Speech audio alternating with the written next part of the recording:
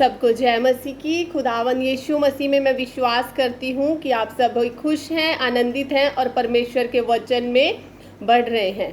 तो आज खुदावन का धन्यवाद करते हैं कि उसने एक मौका दिया अपने वचन को शेयर करने के लिए। तो आइए हम वचन की तरफ चलते हैं।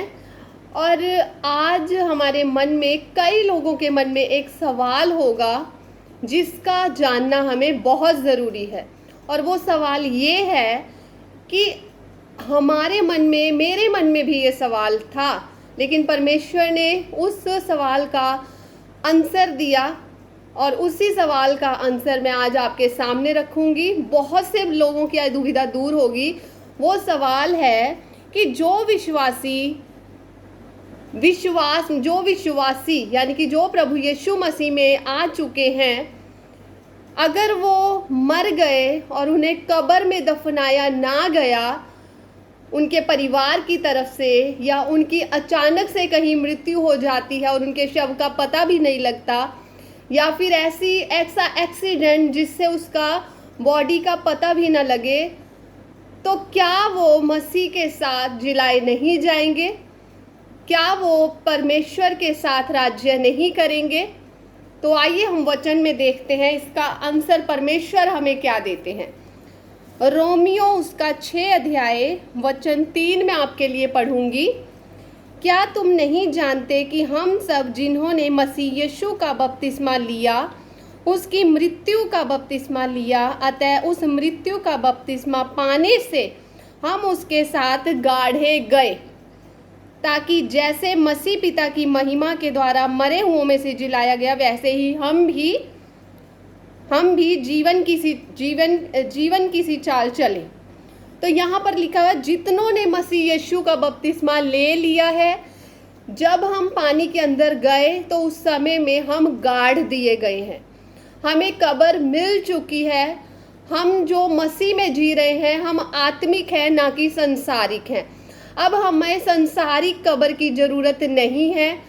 अब जब हम मसीह यीशु में बपतिस्मा लेते हैं तब हम गाड़ दिए गए हैं। लिखा है, अतः उस मृत्यु का बपतिस्मा पाने से हम उसके साथ गाढ़े गए। जब हम गाड़ दिए गए हैं, हम कब्र में दफना दिए गए हैं, अब हम मसीह में जो है हम अपने आप में मर चुके हैं। हम गाड़ दिए गए हैं, लेकिन हम मसीह यीशु के लिए जीवित हैं। अब हम जो जीवित हैं वो मसीह यीशु के लिए जीवित हैं। और हमें अब दुनियावी कब्र से कोई हमें गाढ़े या काटे या जलाए या मारे, जो मर्जी हमारी बॉडी के साथ करे, क्योंकि हम मिट्टी हैं और मिट्टी में हम मिल जाएंगे। और जो आत्मा है वो तो पहले से परमेश्वर के पास चला जाएगा। तो हमें इस शरीर के लिए इतना चिंता करने की ज़रूरत नहीं है कि अगर हम गाढ़े गए, तो अगर हम ना गाढ़े गए तो फिर हम परमेश्वर के साथ सहभागिता नहीं पाएंगे। नहीं, ऐसा नहीं होगा, क्योंकि हम प्रभु यीशु मसीह के संगी वारिस हैं। हम प्रभु यीशु मसीह के बेटे और बेटियां बन चुके हैं। हम प्रभु यीशु मसीह के जो हैं उसके विश्वासी, उसके घराने के लोग बन चुके हैं। अब हमें इन चीज़ों से घबराने की कोई ज़रूरत नहीं है। अब हमें उस लाजर को याद करें कि यह लाजर जो था एक कंगाल व्यक्ति था। उसे तो एक टाइम की रोटी भी मुश्किल से नसीब होती होगी, तो उसे कब्र कहाँ से मिलेगी? तो वो जो है स्वर्गदूतों की, अब्राहम की गोद में पाया गया। इसी तरह से अगर हम उसे देखते हैं भविष्यद्वक्ताओं को, जिन्होंने हम पढ़ते हैं प्रेरितों के कार्य में कि उन्होंने भविष्यद्वक्ताओं, बाप दादाओं ने जो है भविष्यद्वक्ताओं को सताया, उन्हें बहुत सौ को मार भी डाला। अब हमें क्या पता कि उन भविष्यद्वक्ताओं को कब्रें मिली होंगी। कोई किसी का वैरी है तो उसे क्या कब्र में रखेगा या उसके साथ क्या करेगा? वो तो उसे क्या करे, हमें क्या पता।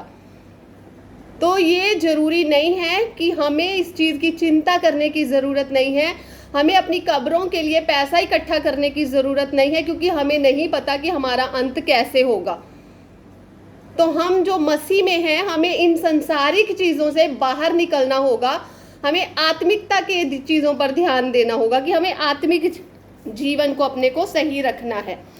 तो ऐसा ही लिखा हुआ, जिस किसी का नाम, प्रकाशित वाक्य 20:11 में जब हम न्याय को देखते हैं कि सिंहासन बिठाए गए, वहाँ पर परमेश्वर बैठे और लोग इकट्ठा किए गए, वहाँ पे सामने सिंहासन के सामने लोग इकट्ठा थे, वहाँ पर न्याय हुआ और सबका न्याय कर्मों के अनुसार हुआ, ना कि कब्रों के हिसाब। यहाँ पर लिखा हुआ है, क्या ये लिखा हुआ है कि जिस किसी का नाम कब्रिस्तान में ना मिला वो आग की झील में डाला गया, या ये लिखा हुआ है कि जिस किसी का नाम उस जीवन की पुस्तक में ना मिला वो आग की झील में डाला गया? तो हमें इन चीज़ों से घबराने की ज़रूरत नहीं है, क्योंकि हमारा परमेश्वर यीशु मसीह ने कहा है तो कल की भी चिंता ना कर, क्योंकि कल की चिंता अपने आप कल का दिन करेगा, तू तेरे लिए आज ही का दुख काफ़ी है। तो हम प्रभु यीशु मसीह के वचनों को लेकर चले, लोगों के घबराहट से, घबराने देने से घबराए ना, क्योंकि प्रभु के वचन में लिखा है कि बहुत से आकर तुम्हें घबरा देंगे, तुम्हें कहेंगे कि अगर तुमने कब्र में तुम्हें ना रखा गया, या तुम्हारी कब्र के लिए पैसा इकट्ठा करना है, या जो भी जैसे भी अपने अपने तरीके से बहुत लोग इस काम में लगे हुए हैं।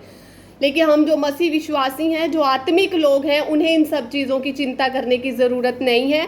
हम खुदा के लोग हैं। याद करिए कि जो परमेश्वर के नबियों को आज तक सताया गया है, उन्हें आरों से चिराया गया, किसी को बल्दों की खाल में रखा गया, अब उन्हें कहाँ से कब्रें मिली होंगी? क्या वो प्रभु के सामने नहीं खड़े होंगे?